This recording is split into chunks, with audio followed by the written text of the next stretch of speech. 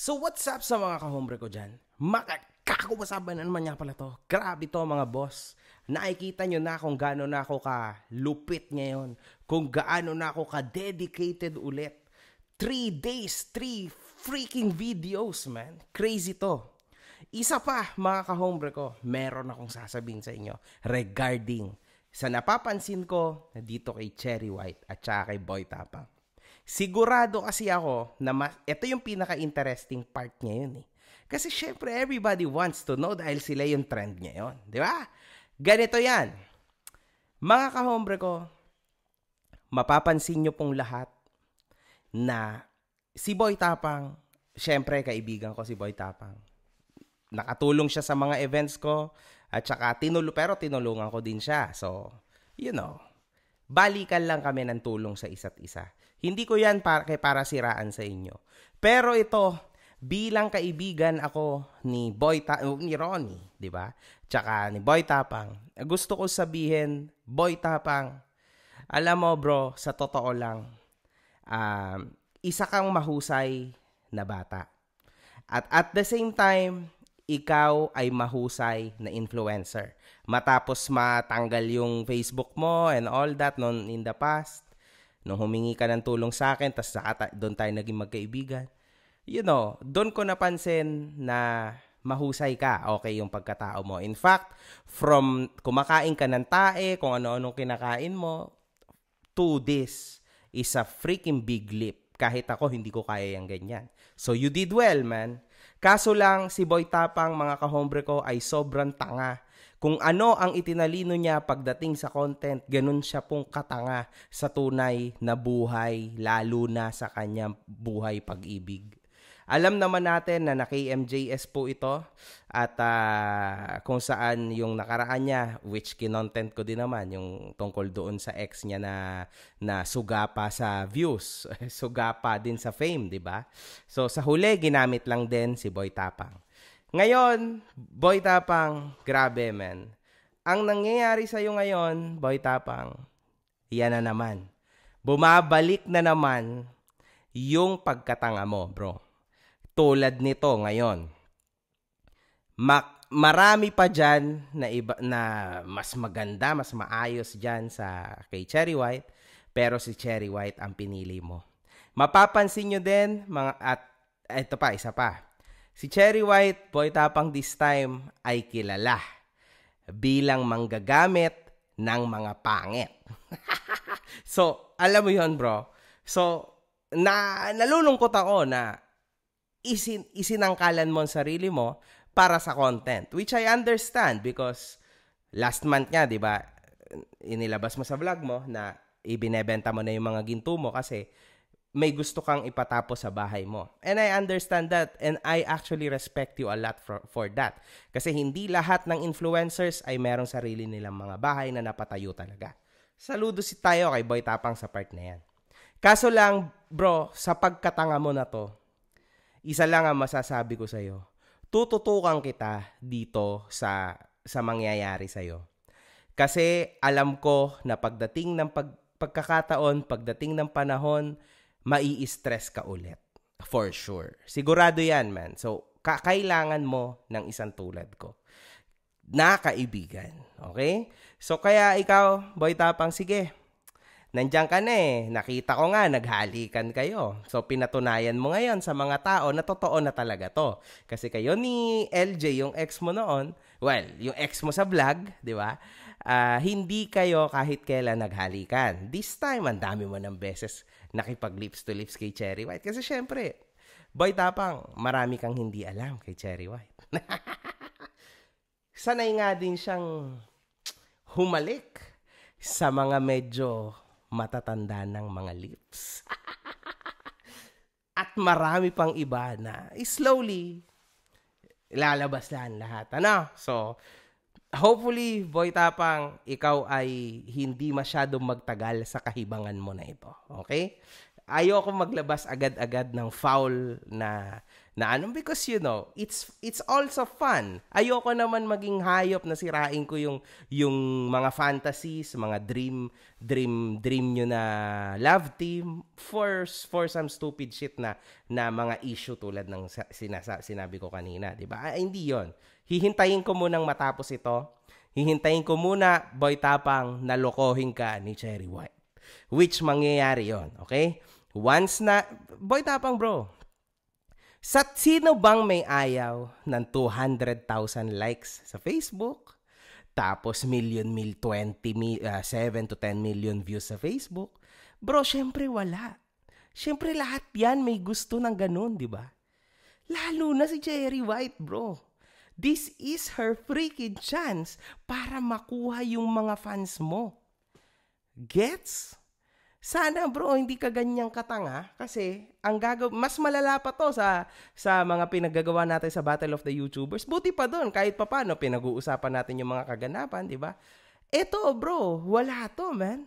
Nakikita ko po sa mga mata ni Boy Tapang na siya ay lunod na lunod sa puday ni Cherry White. Sana rin talaga, Ronnie. This is your chance na talagang makatikim na ng puday, no? Ng isang magandang babae, di ba? Para sa mata mo. Kasi I know, man. Alam ko na nangangarap ka rin lang, di ba? Kasi syempre, probinsyano, nangangarap ka ng talagang yung makatas na puday, di ba? Yung kakaibang puday talaga. Maputi, ganito, di ba? Gano'n naman, right? So, hopefully, talagang mamukbang mo to. Putang ina, pag hindi, tangina, man. Hindi na, i-unfriend kita niyan, Boy Tapang. So, kayo, mga kahombre ko, isa pa. Para naman sa'yo, Cherry White, syempre, everybody knows na ginagamit mo lang si Boy Tapang. Everybody knows that, man.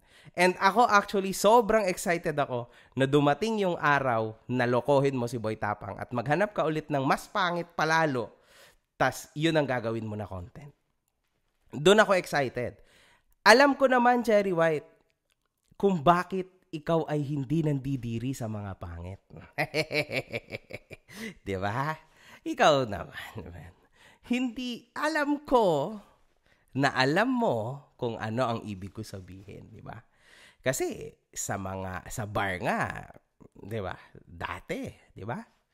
Before na maging Cherry White ka, you know, man. Alam ko yan. Before na ganyan yung itsura mo, may mga picture na actually you look dope even before. Okay ka rin naman dati, but sobrang layo na ng itsura mo sa ngayon kaysa sa dati. Marami ako ditong nakalap. Ayoko lang sirain yung love team nyo. But so it's okay, man.